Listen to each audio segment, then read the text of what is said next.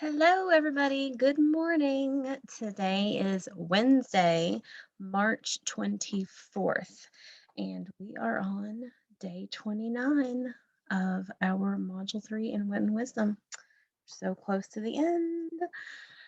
Okay, so I'm going to go ahead and get started. Please make sure that you have your knowledge response journal out and ready, and make sure you have a pencil, and I think that's all. Okay, so I hope everybody had a great night last night and you got lots of rest and had a good time with your family. It was a beautiful day. It was wonderful until, probably around 7, and then it started getting rainy. But anyway, I hope you had fun outside. I hope you got to play and relax. I'm going to go ahead and share my screen now so we can get started.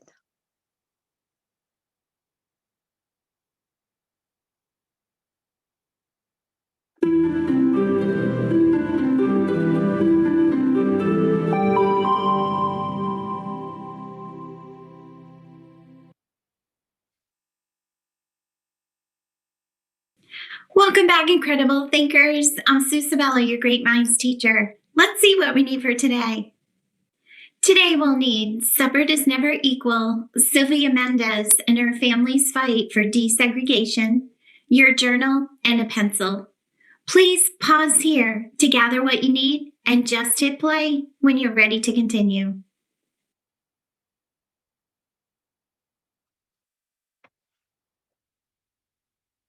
Today, we're going to take some time to reflect on all the knowledge that you're building and all those things that you can do now as a reader, writer, speaker, and listener.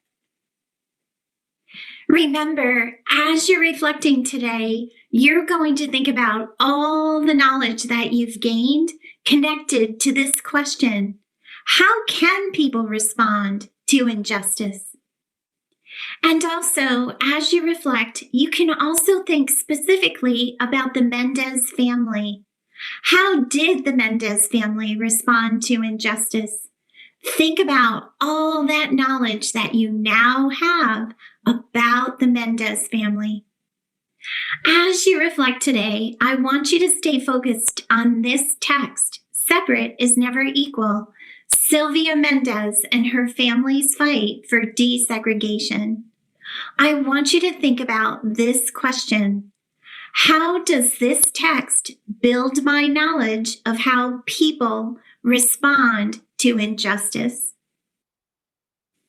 Please pause here to set up a what I know and what I can do chart in your journal. Okay, so did you guys hear Miss Sabella just said several important questions?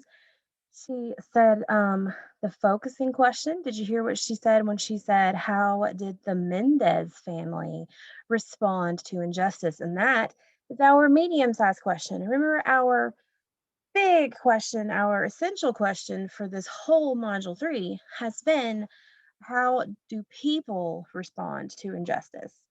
And so for this book, our medium-sized question was, how did the Mendez family respond to injustice? And then today, our small question, like Miss Sabella just said, our content framing question is, how does this book build my knowledge of how people might respond to injustice? Hold on. Okay, so remember that our learning goals for today's lesson are, we're going to try to identify ways that the Mendez family responded to injustice, and we're going to try to improve our exploded moment narrative by adding temporal words or time words. Okay, so let's get back to our video. Here we go. Just hit play when you're all set up and ready to continue. Okay, so in your journal on page 159, we're going to run out of pages soon, guys. We're on page 159 in your knowledge response journal. So go ahead and number it 159.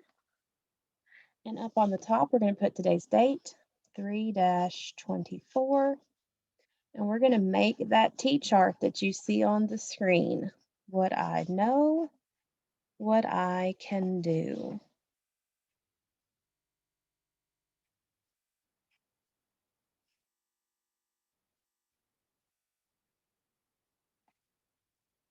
And if you need to pause the video so that you can get your chart set up, that is perfectly fine with me. We're on page 159, and you need to make the chart that you see on that screen.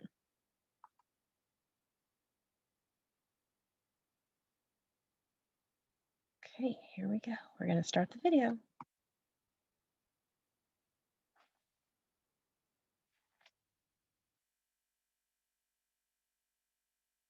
How did this text build your knowledge of how people respond to injustice? Remember, stay focused on this text as you jot down what you now know. Just hit play when you're ready to move on to what you can do. Okay, so let's talk about what are some things that you guys know now about the world after reading this text? What do you guys know? What are some things you know? Really interested to see what you say. I know that we actually learned how to say several phrases in Spanish. So that could be something that you talk about, that you know some Spanish words now from the book, and you know what they mean in English. Um, you also know that we talked about this a little bit yesterday, that characters in a book can have different points of view. They can have different ways of thinking of things. Let's think about this book. Okay, we had Sylvia and her family that thought that they should be allowed to go to the white school. But then we had other people like Mr. Kent who did not believe that they should be able to go to the white school. So those characters had different points of view. Not all the characters in a story are going to agree. I mean, basic information. You know that Sylvia was a little girl growing up in California and that she now is grown up but continues to go and help schools. And you know that there were lots of fighting for injustices, against injustices, in lots of places across the country. We've seen Atlanta, Georgia. We've seen it in Washington, D.C. We've seen it in Alabama. We saw it in New Orleans. And now we're seeing a story about it in California. So it's all across the country during the middle 1900s where there's this fight against injustices. So those are just some examples of things that you could say about what you now know.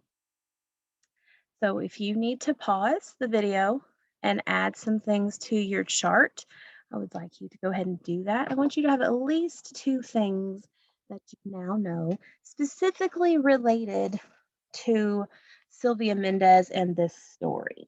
Okay. Okay, so now let's focus on the what I can do part as a listener and a reader and a writer and a speaker. What are some things that you can now do? I want you to be thinking about that while we go back to the video for just a few minutes.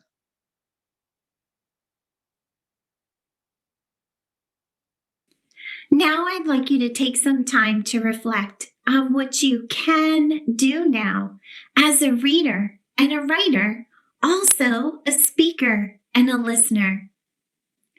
Please pause here to jot down what you can do now and just hit play when you're ready to continue. Okay, so let's think about what are some things that you can do now as a reader or a writer or a speaker or a listener. What are some things that we focused on a lot in Module 3? We weren't writing informational texts this time. What were we writing? We were writing narratives. We were writing exploded moments specifically in the last two books. So we now can write an exploded moment narrative. We can also include thoughts and feelings and actions inside those exploded moment narratives. Okay. And we can look at how characters in a story have different points of view. So, those are three things that you can do now as a reader and a writer, a listener and a speaker. So, what I want you to do is take a few minutes, just pause the video, think of some things that you can do now as a reader, writer, listener, speaker, and jot those down, and then hit play when you are ready to continue.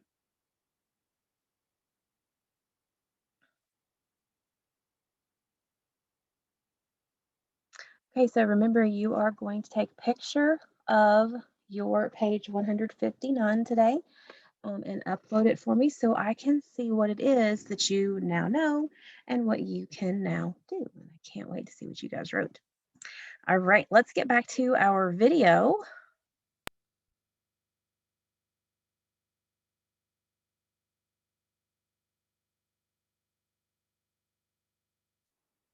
How do I improve my exploded moment narratives with temporal words? And remember, temporal words are linking words that show time is passing by. At this point in second grade, we are very comfortable using the words first, next, then, and finally to show that time is moving along in a narrative. I'd like to challenge you to go back to your exploded moment narrative. I'd like you to read over it and take a close look at your temporal words. Could you use a word that's a bit more sophisticated? For example, if you use the word first, could you use today or in the beginning or one day? And if you take a look at your ending, if you put the word finally, could you make that a bit more sophisticated or exciting? You could use words like lastly or phrases like in the end. Pause here to read over your draft of your exploded moment and see if you could add sophisticated or grown up temporal words. Give it a try. Just hit play when you're ready to continue. Okay, so what you need to do is in your journal on page 156, where you wrote your exploded narrative to the focusing question task, I want you to reread it and then look for those words. You were supposed to use at least one temporal word. Look at those temporal words. Can you replace it with one of these words on the screen to make it more sophisticated?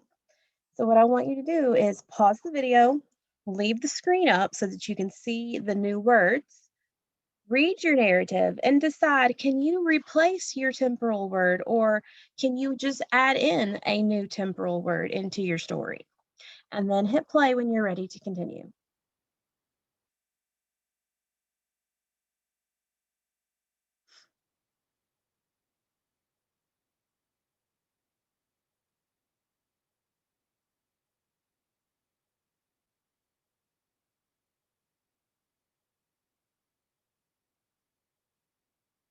Wow, our narrative writing anchor chart is so full.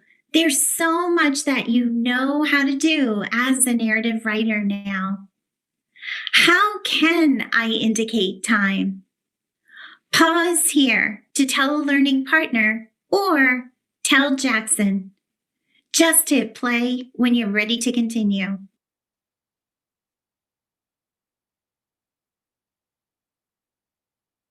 As narrative writers, we can indicate time by using temporal words. Narrative writers use temporal words to signal to their readers that time is changing as the story continues. Narrative writers also use temporal words to let their readers know when something is happening, when events are happening. And you know, as an historian, it's important to know when something happened. You have grown so much as a reader, as a thinker, and also as a narrative writer. There's so much more now that you can do, and your knowledge continues to grow with every text that you read. I can't wait to continue to learn and grow with you. I will see you again soon, my friends. Okay, so something else that I want to talk to you about. You have in phonics today, you have a compound word. Hold on a second. That light is killing me. I don't think that helped either, did it? Just made it worse. You have a compound word worksheet to do in phonics for today. And I want to talk to you a little bit about compound words because you're also going to do a worksheet in Wit and Wisdom about compound words. Compound words are when you take two words and you squish them together to make a new word. It's not like a contraction though, because remember in a contraction you lose letters and you have to have the apostrophe. A compound word is like when you take base and ball and you put it together and you have baseball. Or you have butter and fly and you put it together and your new word is butterfly. Okay. Or when you take ear and ring and you have the new word earring. Okay. Those are compound words. And sometimes they make completely different new words that aren't related to the base words. So let me show you your activity for today. I got to get back to where I'm going. Hold on one second, guys.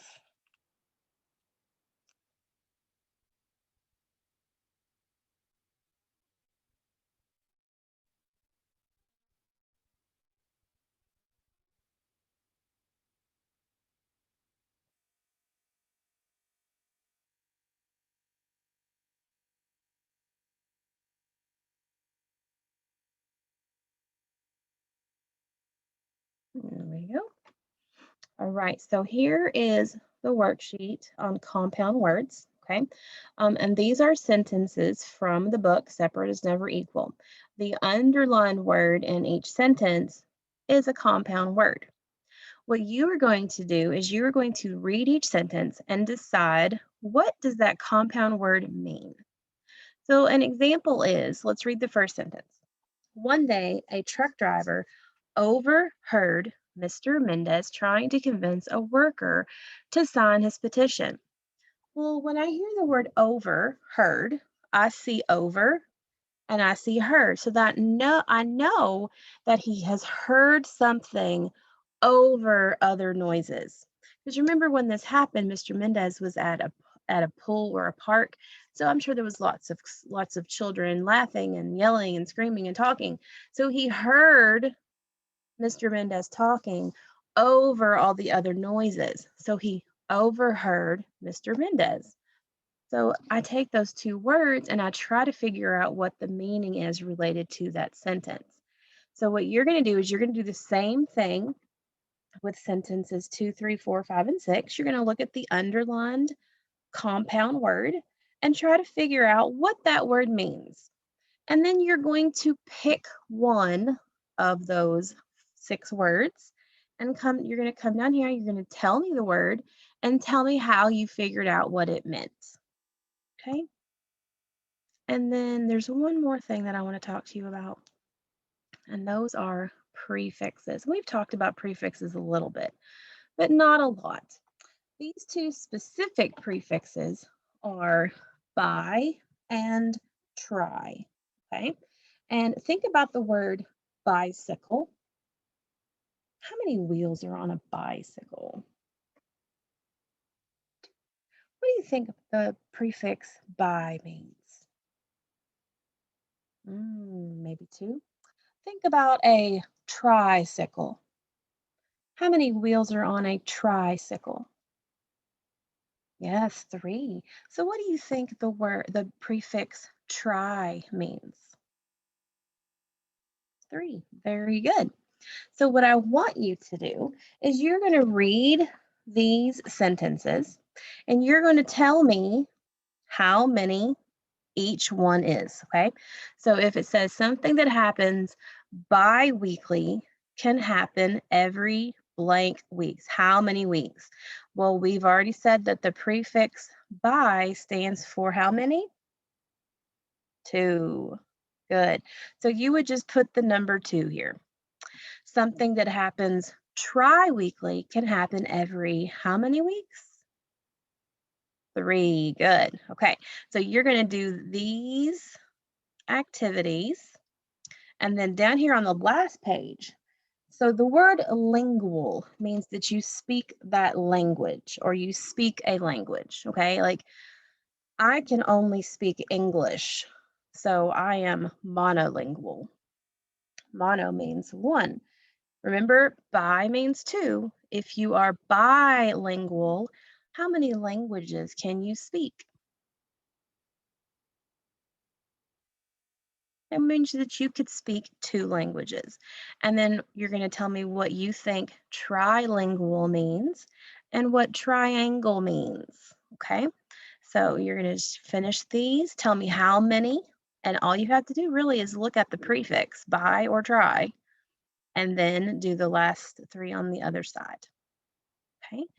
And I think that actually was it. Oh, no, it's not. I have something I want to show you. Hold on one second. I'm going to pause the video. Okay, I found what I was looking for. It's a little long. It's about 9 minutes long, but I want you guys to stick in here and please pay attention and watch it. Okay, so I'm going to share my screen again. And before I do this, I'm going to do the word of the day.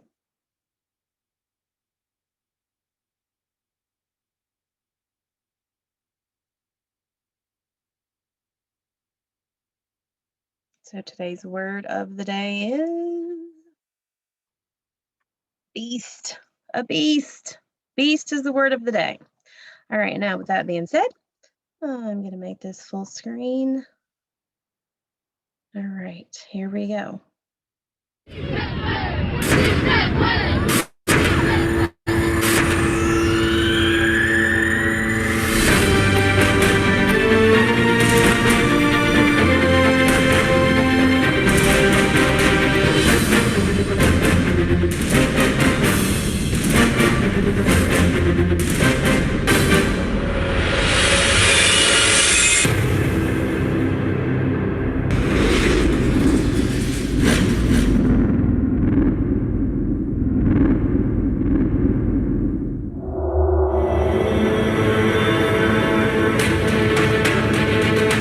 Segregation was widely accepted in the United States in the 1940s. Mexicans and other minorities were denied access to restaurants, swimming pools, movie theaters, and even schools. So when Sylvia Mendez, a 9-year-old of Mexican and Puerto Rican descent, tried to register at an all-white school in California, she was denied. I loved it. Manicure lawn and that beautiful palm trees and the playground. Never forget the playground. Sylvia and her brothers were told they had to attend the Mexican school, 2 wooden shacks on a dirt lot next to a cow pasture. Sylvia's parents, Gonzalo and Felicitas, had abandoned their education in order to help support their families. Now they wanted to give their children the education they had been denied. Sylvia's father complained. And the next day he went and spoke to the principal, and he was informed, we don't allow Mexicans here. And then the following day he went and spoke to the superintendent of schools there in Westminster, and he says, no, you can't go there. And then he went to the Orange County School Board and spoke to him, and that's when he was informed that 4 cities had decided to build separate schools for the Mexicans, and we had to go to the Mexican school. And in those schools, no matter how smart you were, how gifted you were, how able you were going to be treated to an industrial education. The Mendez family take their savings and hire a civil rights attorney, David Marcus. He had recently won a lawsuit on behalf of Mexican Americans in nearby San Bernardino. My parents weren't just fighting for us, because when they went and spoke to the superintendents, they said, Gonzalo, if you stop this lawsuit or whatever you're thinking about, your children can go to the school. And my father said, No, I'm not going to stop this. I'm not just fighting for my children. I'm fighting for all the children. Gonzalo and Felicitas decided that they would help to pay. Well, they ended up paying virtually everything, paying the lawyer, as well as paying their friends to take a day off of work and pay for their work. Sylvia's father convinces 4 other Mexican families to unite and join their lawsuit.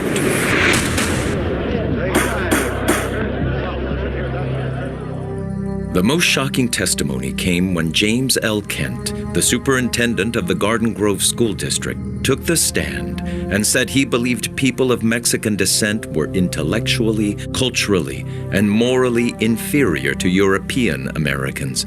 Even if a Latino child had the same academic qualifications as a white child, he would never allow them to enroll in a white school. That superintendent had written a thesis and said how Mexicans were immoral, how we were dirty, how we had bugs in us, and how we did not belong in a white school. 2 weeks of testimony continues. No one can predict the outcome since segregation is so rampant and accepted in the country. The Mexican community argues separate is not equal. On February 18, 1946, after an 8-month deliberation, Judge Paul J. McCormick makes a landmark ruling in favor of Mendez. The judge made a very interesting take in his judgment, in which he said segregated schools are unconstitutional. He said what segregated schools do is that they create inequality when there is none. And this is a violation of the 14th Amendment. But it wasn't over. The Westminster School District filed an appeal. The case had drawn national attention. And this time, when the trial resumed, they had the support of the NAACP, the League of United Latin American Citizens, the Japanese American Citizens League, and the World Jewish Congress. On April 14, 1947, the judges in the Court of Appeals in San Francisco ruled in favor of the Mendez family again. Following the court decision, Governor Earl Warren signs a law that allows all children in California to go to school together, regardless of race, ethnicity, or language. The Mendez versus Westminster School District case paved the way for desegregation of schools in America. 7 years later, Brown versus the Board of Education desegregated schools in the entire country. Sylvia went on to graduate college and didn't think much about her family's court case until decades later, after her father died and her mother became seriously ill. And it wasn't until she was dying that I retired just to take care of her. And she said, Sylvia, somebody has to go out there and talk about the story. This is history of the United States, and you have to go out there and start talking about these brave Latinos, how they stood up against the establishment and fought, and how they won, and how California was the first state to be integrated. History of California, it cannot be forgotten. And we did it. We fought and we won, she said. For more than 25 years, she's been doing just that, speaking at schools and even before the U.S. Commission on Civil Rights. No one knows about this case, Mendez versus Westminster, how 5 families fought. What Sylvia Mendez is doing is very important. That is, not allowing for this important change that occurred to be forgotten. Outraged that their daughter had to attend a segregated school, Sylvia's parents linked arms with other Latino families to fight injustice in a California federal court. In 2011, Sylvia was awarded the Presidential Medal of Freedom by President Obama, and she couldn't hold back the tears. I was crying because finally somebody had realized what my parents had done. That Medal of Freedom was all about the fight that the 5 families and my parents, how they stood up against the establishment, and how they fought, and how they never even got a Gracias, Gonzalo, gracias. Ramirez, gracias. Guzman, gracias. Palomino, for what they had done. And then there it was, finally being given to us, the Medal of Freedom, showing that, that they had done the right thing.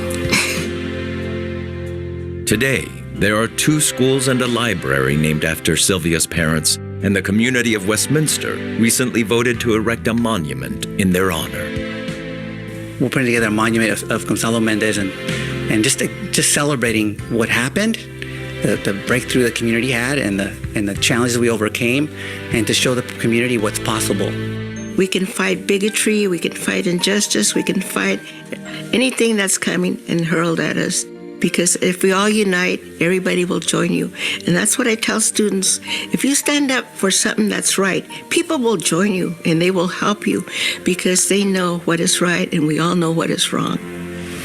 Sylvia continues to use her own money and resources in telling her story.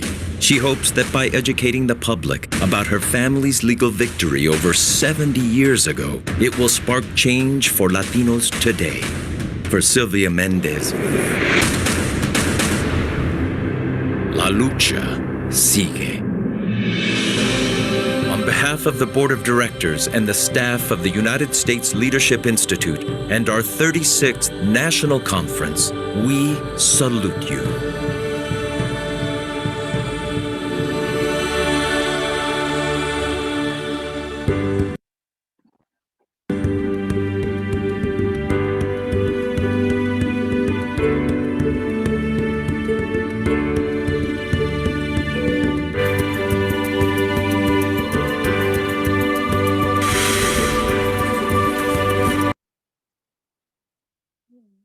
Got to enjoy that. Got to see a little of Sylvia, just like we got to see with Ruby and Dr. King when they were alive. And so that's it, guys. So I hope you have a great afternoon, and I will see you for next time.